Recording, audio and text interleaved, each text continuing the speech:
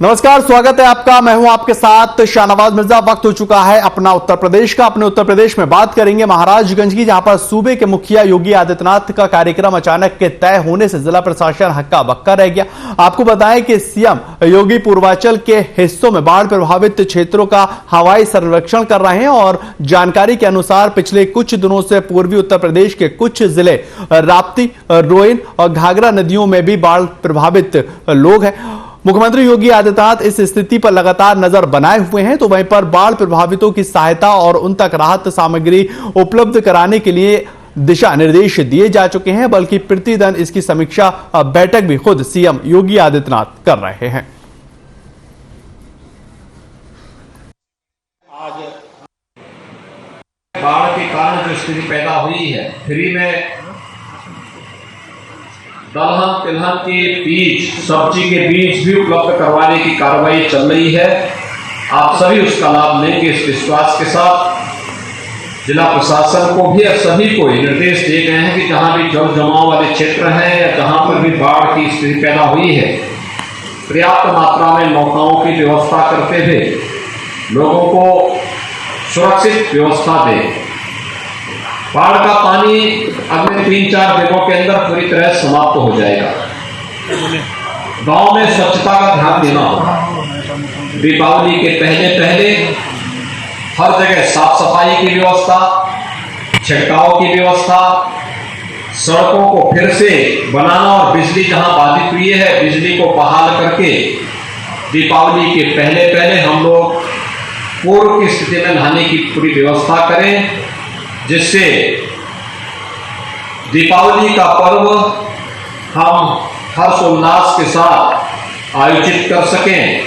आज के इस अवसर पर आप सबको इस बात का आश्वासन देते हुए कि सरकारें, केंद्र और प्रदेश दोनों सरकारें पूरी प्रतिबद्धता के साथ जनता जनार्दन की सेवा करने के लिए तत्पर है, हर संभव सहायता करेगी।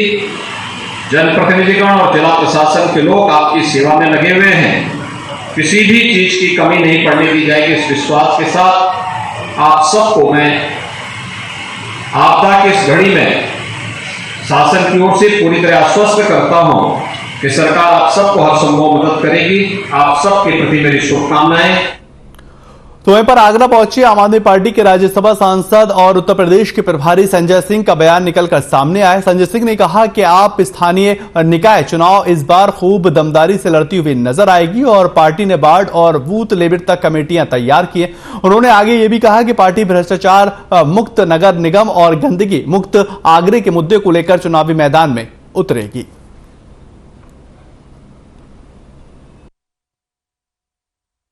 अभी तो ये दावा नहीं कह सकते भाई वो तो 27 में चुनाव होगा विधानसभा की, जब सरकार बनेगी और हम क्या करेंगे। मैं इतना जरूर कह सकता हूं कि जिस भी जिले में हमारा संगठन है, जहां कहीं भी ऐसी घटनाएं होती हैं, अभी लखीमपुर का मामला हुआ था, जितनी भी घटनाएं होती हैं, पहले भी मैंने उसके लिए लड़ाई लड़ी है। 23 हाथरस में मेरे ऊपर हमला हुआ था, आप लोग जानते हैं। 23 मुकदमा बाबा जी ने मेरे खिलाफ लिखा, अब एक और बढ़ गया था, 24 FIR हो चुकी है मेरे ऊपर। तो हम उनकी लड़ाई लड़ने से पीछे नहीं हटेंगे। बाकी कानून व्यवस्था अगर सरकार खुद से ठीक नहीं करना चाहती, उसको लगता है नहीं साहब बुलडोजर चला के वाहवाही लूटो, तो इस वाहवाही वाली राजनीति से तो कोई फायदा होने वाला नहीं। एक बड़ी खबर कन्नौज से आ रही है, जहां पर तिरवा में शोक सभा का आयोजन किया गया। मुलायम सिंह यादव के निधन पर यह शोक सभा रखी गई, जहां पर सपा कार्यकर्ताओं ने श्रद्धांजलि दी। नेताजी की फोटो पर पुष्प अर्पित किए गए। कार्यकर्ताओं ने 2 मिनट का मौन रखा। पूर्व ब्लॉक प्रमुख नवाब सिंह का बयान, हमने नेता नहीं अपना पिता खोया, नेताजी ने गरीब किसानों के लिए काम किया है। ये बड़ी खबर, बड़ी अपडेट आपको दे रहे हैं, जहां पर कन्नौज से है, जहां पर शोक सभा का तिरवा में आयोजित किया गया। मुलायम सिंह यादव के निधन पर यह शोक सभा और सपा कार्यकर्ताओं ने श्रद्धांजलि दी। नेताजी की फोटो पर पुष्प अर्पित किए। कार्यकर्ताओं ने 2 मिनट का मौन रखा और कहते हुए कार्यकर्ता नजर आए कि हमने नेता नहीं अपना पिता खोया है। नवाब सिंह का बयान आया कि हमने नेता नहीं अपना पिता खोया। उत्तर प्रदेश की खबर, बड़ी खबर, ये तस्वीरें देखिए आप। श्रद्धांजलि अर्पित करते हुए तमाम कार्यकर्ता यहां पर नजर आ रहे हैं। तिरवा में शोक सभा का आयोजन किया गया, शोक सभा आयोजित की गई। मुलायम सिंह यादव के निधन पर यह शोक सभा रखी गई। कन्नौज में सपा कार्यकर्ताओं ने श्रद्धांजलि दी। हर एक कार्यकर्ता काफी मायूस, सदमे में और वहां पर पुष्प अर्पित करते हुए नजर आ रहा था। कार्यकर्ताओं का साफ तौर पर कहना है कि हमने नेता नहीं, अपने पिता खोए हैं। और उस समय समाजवादी चिंतक, विचारक, नौजवानों, किसानों के मसीहा श्रद्धेय स्वर्गीय माननीय मुलायम सिंह यादव जी का अभी हाल में निधन हो गया। हम सब समाजवादी लोग बहुत दुखी, व्यथित हैं, परेशान हैं। हमारा नेता ही नहीं, हमारे गार्जियन, हमारे पिता तुल्य नेता हमारे बीच नहीं रहे। खबर बाराबंकी से। बाराबंकी के जिलाधिकारी अविनाश कुमार ने बाढ़ प्रभावित क्षेत्रों का स्थलीय भौतिक निरीक्षण किया है और निरीक्षण के दौरान अधिकारियों को आवश्यक दिशा निर्देश भी दिए और गांव के लोगों को हर संभव मदद देने का आश्वासन दिया गया है। और जिलाधिकारी ने मौके पर उपस्थित ग्रामीणों की समस्याओं को भी सुना और जिन ग्रामीणों के मकान क्षतिग्रस्त हो गए हैं उनको सूचीबद्ध करने के निर्देश दिए गए हैं।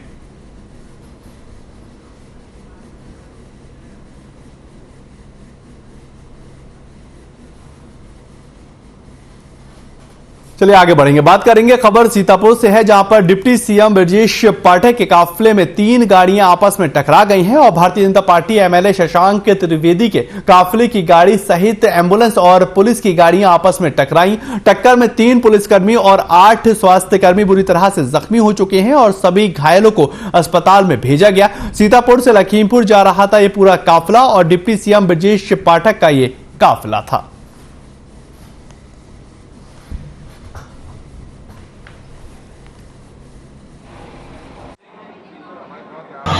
इसी में सीतापुर की ड्यूटी लगी हुई थी। सीतापुर का पूरा पुलिस एस्कॉर्ट था, अन्य एम्बुलेंस जो यूनिट ट्रैफिक का हिस्सा होती है उनका।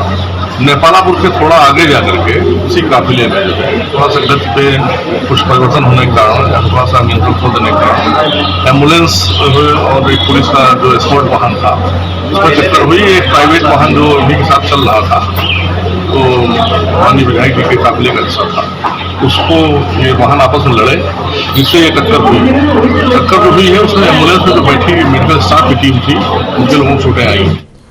तो वहीं पर बरेली जिले के मीरगंज में एक किसान ने कर्ज में डूबने के बाद आत्महत्या कर ली है और लगातार कई दिनों से हो रही भारी बारिश की वजह से किसान की फसल पूरी तरह से बर्बाद हो चुकी है, जिसकी वजह से कर्ज लगातार बढ़ गया और इसकी वजह से किसान ने आत्महत्या की है। आसपास के लोगों ने पुलिस को इस पूरे मामले को लेकर जानकारी दी और आपको बताएं कि किसान के पास 15 बीघा जमीन थी और उसमें बैंक से कर्ज ले रखा था और कर्ज से परेशान होकर किसान ने अपनी जान गंवा दी है।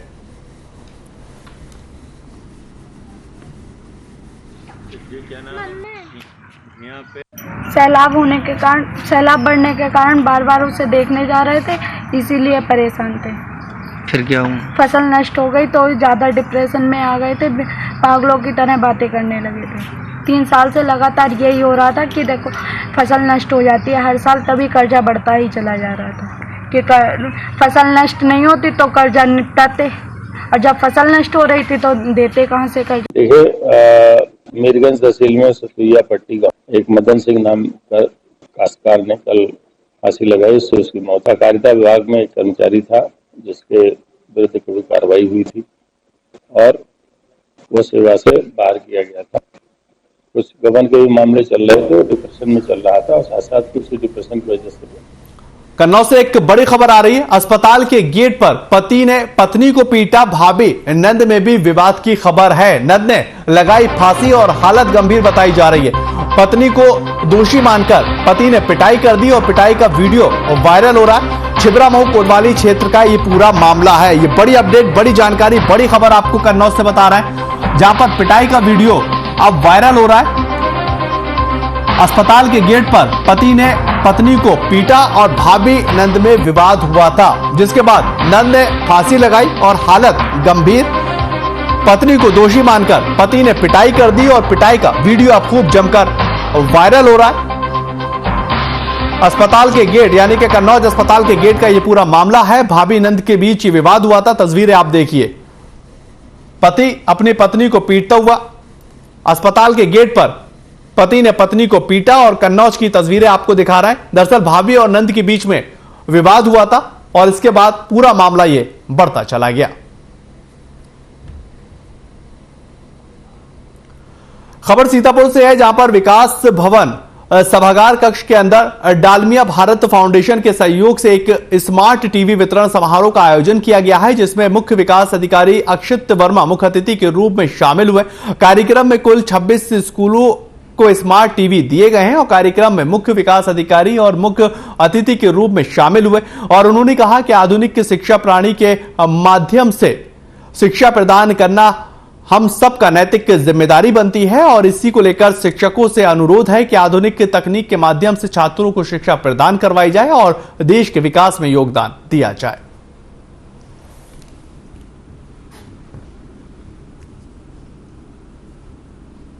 देखिए, ये जो है स्मार्ट क्लास को बढ़ावा देने के लिए हम लोग ने एक कार्यक्रम जो है ऑर्गेनाइज किया था, जिसमें स्मार्ट टीवी जो है इंडिया एजुकेशन कलेक्टिव एक एनजीओ है, ये जो है शिक्षा के क्षेत्र में गुंडलामो ब्लॉक में कार्य कर रही है। उसने डालमिया जो चीनी मिल है उसके सहयोग से 26 ग्राम पंचायतों में जो है एलईडी टीवी का वितरण किया है स्मार्ट क्लास हेतु। तो वही आज कार्यक्रम जो है रखा गया था और इसका उद्देश्य ये था कि और भी लोग प्रेरित हो, सीएसआर से अन्य जो संस्थाएं वो भी जो है स्मार्ट क्लासेस स्थापित करने के लिए हमारे जनपद में सहभागी।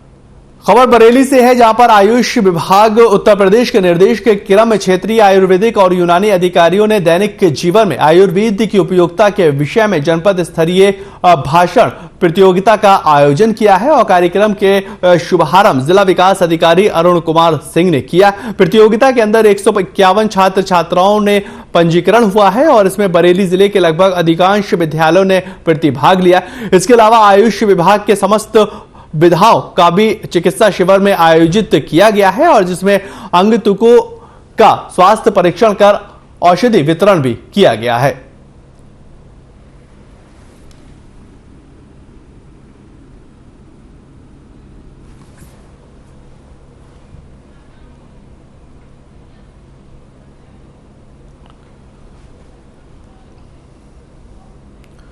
खबर लखनऊ से आ रही है, जहां पर मंडला आयुक्त डॉक्टर रोशन जैकब ने मोहनलालगंज की सरकारी जमीन के ऊपर अवैध प्लॉटिंग को लेकर औचक निरीक्षण किया है और मंडल आयुक्त ने कहा कि जो भी अवैध प्लॉटिंग चल रही है उसे चिन्हित करने के लिए लखनऊ विकास प्राधिकरण और राजस्व की संयुक्त टीम बनाकर आवश्यक निर्देश दिए गए।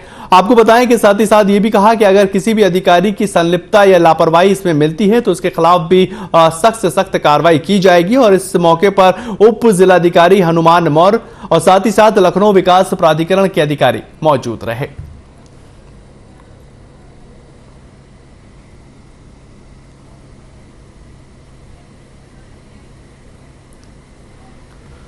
खबर वाराणसी से है, जहां पर निर्माणाधीन कार्यों का जायजा लेने के लिए अपर मंडल रेल प्रबंध बीएस यादव का वाराणसी स्टेशन पर आगमन हुआ है और अपर मंडल रेल प्रबंध ने अन्य अधिकारियों के साथ स्टेशन परिसर का निरीक्षण करते हुए यात्री हित संबंधी समस्त व्यवस्थाओं का अवलोकन भी किया और साथ ही स्टेशन पर चल रहे सभी विकास कार्यों के संबंध में निर्देश दिए गए हैं और निरीक्षण कार्यक्रम में अपर मंडल रेल प्रबंध ने रेल अधिकारी और निर्माण विभाग के अधिकारियों और पर्यवेक्षकों के साथ आयोजित होने वाली बैठक में शामिल हुए। वहीं निर्माणाधीन कार्यों एवं प्रगतिशील परियोजनाओं पर विस्तार से चर्चा की गई और साथ ही समस्त कार्यों को निर्धारित समय सीमा के अंतर्गत संपन्न करने की बात कही। अपर मंडल रेल प्रबंधक ने संरक्षित एवं सुरक्षित रेल संचालन पर विशेष बल दिया है और आधुनिकतम यात्रा सुविधाओं का समावेश करते हुए रेल व्यवस्थाओं को व्यवस्थित करने की बात कही।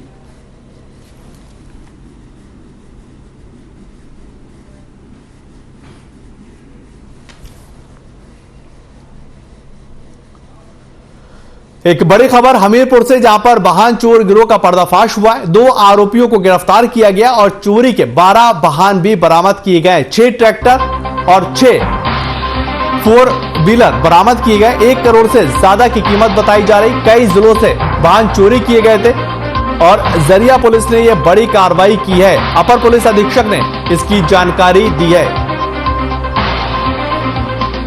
हमीरपुर से बड़ी खबर, जहां पर 2 आरोपियों को गिरफ्तार किया। कई जिलों से वाहन चोरी किए गए और जरिया पुलिस ने यह बड़ी कार्रवाई की है। अपर पुलिस अधीक्षक ने इसकी जानकारी दी। हमीरपुर से बड़ी खबर, वाहन चोर गिरोह का पर्दाफाश होता हुआ नजर आया और 2 आरोपियों को गिरफ्तार किया है।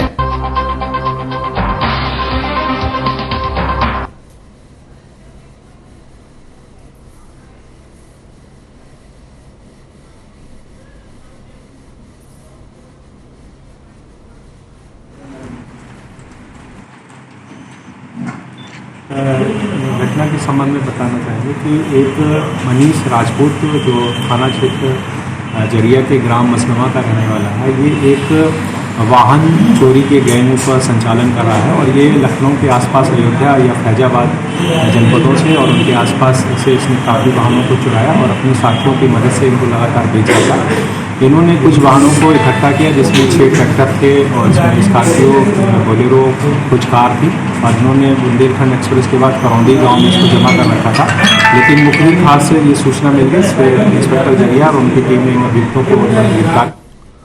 रुक करेंगे लखनऊ का, जहां पर डेंगू का प्रहार जो है वो तेजी से फैलता जा रहा है और हालत इतनी खराब हो चुकी है कि सरकारी अस्पताल में भर्ती डेंगू मरीजों का आंकड़ा 100 के पार पहुंच गया। इस समय 104 से ज्यादा मरीज अस्पताल के अंदर भर्ती हैं और कई अस्पतालों में तो डेंगू वार्ड फुल होने की कगार पर पहुंच चुके हैं। आपको बताएं, मौजूदा समय में सबसे ज्यादा 55 मरीज लोक बंधु अस्पताल में भर्ती हैं और सबसे ज्यादा केस जो है आलमबाग और कृष्णनगर और पीजीआई इलाके में सामने आ रहा है। बलरामपुर अस्पताल के अंदर 13 डेंगू के मरीज भर्ती हुए हैं, जिनमें से 3 बच्चे हैं। जानकारी के अनुसार बीते 24 घंटे के अंदर राजधानी में डेंगू के 33 नए मरीज मिले हैं।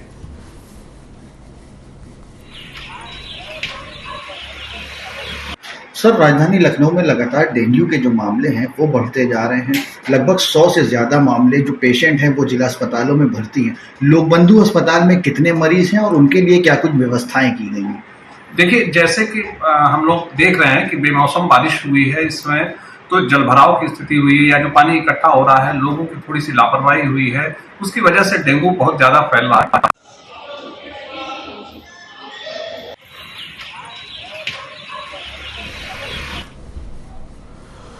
उत्तर प्रदेश के लखनऊ से एक बड़ी खबर, जहां पर मौलाना खालिद रशीदी का बयान आया। मौलाना ने कोर्ट के फैसले की तारीफ की है और सुप्रीम कोर्ट के फैसले को सही बताया है।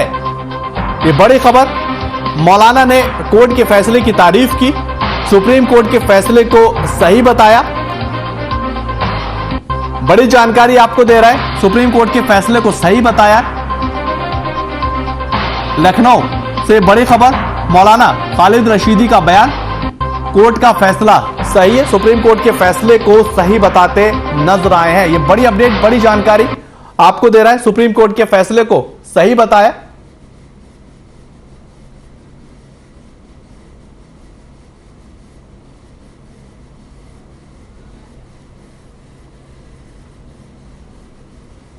आज वाराणसी डिस्ट्रिक्ट कोर्ट का जो फैसला कार्बन डेटिंग के सिलसिले में आया है, जो ज्ञानवापी मस्जिद के सिलसिले में, उसका हम लोग तहे दिल से इस्तकबाल करते हैं, वेलकम करते हैं। और सभी को इस बात का इल्म है कि 17 मई 2022 को ऑनरेबल सुप्रीम कोर्ट ने ऑलरेडी ये ऑर्डर पास किया हुआ है कि जो भी वज़ूखाने का एरिया है उसको पूरी तरीके से सील करने का ऑर्डर दिया है। लिहाजा ऑलरेडी वहाँ पे किसी किस्म की कार्बन डेटिंग या कोई भी एक्टिविटी नहीं हो सकती थी। तो वह पर खबर अब कन्नौज से, जहां पर पुलिस की शक्ति मोबाइल महिला को सुरक्षा का एहसास कराने में जुटी हुई है और ये टीम स्कूल और बाजारों के अंदर जाकर महिला छात्रों और किशोरियों को आत्म सुरक्षा के लिए लगातार जागरूक कर रही। इस विषय पर एसपी का ये कहना है कि आगे के दिनों में शक्ति मोबाइल टीम की संख्या में बढ़ोतरी की जाएगी और छात्रों को ये कहा है कि शक्ति टीम से जुड़े और मोबाइल टीम से कई अहम जानकारियां जो हैं वो मिलती हैं और किसी भी मुसीबत में फंसने पर ये काम आएंगी। एसपी कुंवर अनूप सिंह ने यह भी कहा कि शक्ति मोबाइल टीम महिलाओं की सुरक्षा को लेकर मुस्तैदी से लगातार कार्य कर रही है और एसपी भविष्य में टीम को एक और अपग्रेड करने की बात कर रहे हैं।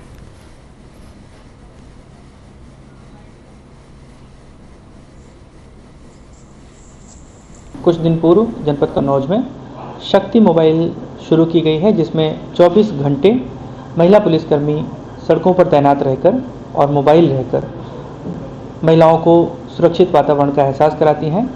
इनकी क्रियाकलापों में दिन में ये विभिन्न स्कूलों कॉलेजेस में जाके, बस स्टैंड, रेलवे स्टेशन और अन्य सार्वजनिक स्थानों पर जाके महिलाओं, लड़कियों इनसे बात करती हैं, उनको शासन की योजनाओं और सुरक्षा संबंधी योजनाओं के बारे में जानकारी देती हैं और उनकी समस्याओं को सुनती हैं। मतलब ये किसी भी तरीके का कोई भी अभद्र व्यवहार करता है तो उससे सहना नहीं है, उसके खिलाफ आवाज़ उठानी है। इसके लिए कन्नौज पुलिस को क्या धन्यवाद देना चाहती हैं? हाँ, मैं दिल से धन्यवाद करती हूँ।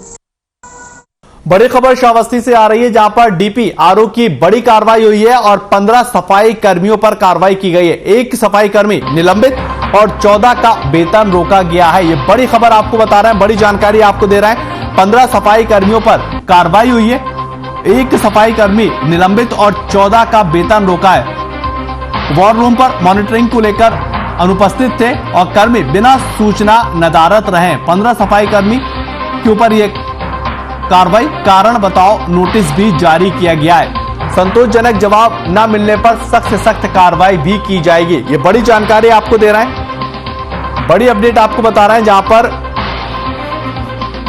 श्रावस्ती से खबर डीपीआरओ की ये बड़ी कार्रवाई हुई है। 15 सफाई कर्मियों पर यह कार्रवाई हुई है, एक सफाई कर्मी को निलंबित और 14 का वेतन रोका। कारण बताओ नोटिस भी जारी कर दिया गया। संतोषजनक जवाब न मिलने पर सख्त से सख्त कार्रवाई भी की जाएगी।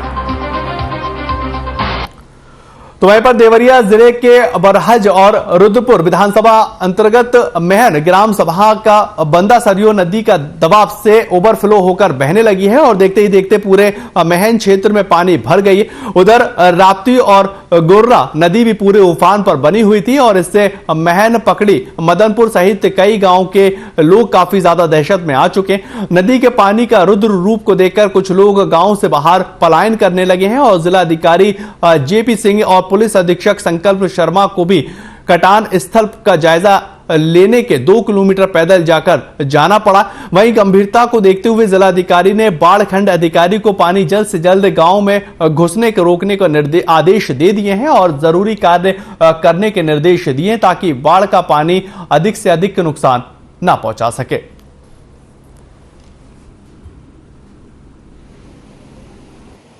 हम लोग अभी जनपद देवरिया में केवटलिया बंधे के पास में हैं, जहां केवटलिया बंधा और जो महन गांव की सीमा की जो सड़क मिलती है उस पॉइंट पर है। करीब 2 किलोमीटर हम लोग को पैदल चलना पड़ा है, लेकिन इसमें ये देखा गया कि जहां बंधा खत्म हुआ है और जहां से गांव की सड़क वगैरह है जो ज्वाइंट था, वहां पे पहले ओवरफ्लो होता रहा है पिछले वर्षों में, लेकिन इस वर्ष में और इस बार विशेष रूप से पानी का दबाव बढ़ने से एक जगह करीब जैसा आप देख सकते हैं करीब 10-12 मीटर 15 मीटर में सड़क हमारी कटी है। खबर कुशीनगर से आ रही है, जहां पर राज्य मंत्री जो है वो पहुंचते हुए नजर आए और उन्होंने साफ तौर पर यह कहा कि गांव तक सुविधाएं जो है वो पहुंचनी चाहिए। उन्होंने ये साफ तौर पर कहा। राज्य मंत्री ग्राम विकास विभाग अभियंत्रण द्वारा विभागीय समीक्षा बैठक की और साथ ही जिला अधिकारी और पुलिस अधीक्षक ने शिष्टाचार मुलाकात की। बैठक में उपस्थित अधिकारी गणों से संबंधित कार्यों के विषय में रिपोर्ट ली गई और खंड विकास अधिकारी ने उनके कार्यों की जानकारी ली। उन्होंने कहा कि खंड विकास अधिकारी गण गांव में ग्राम विकास अधिकारियों पर नजर रखें और सौंपे गए कार्यों का नियमित निरीक्षण करते रहें। मंत्री ने यह भी कहा कि सरकार की सभी कल्याणकारी योजनाओं को गांव तक पहुंचाया जाए और गांव के लोगों से जुड़ाव बनाकर रखें। विभागीय बैठक के संदर्भ में उन्होंने कहा कि विभाग में बेहतर कार्य हो रहे हैं।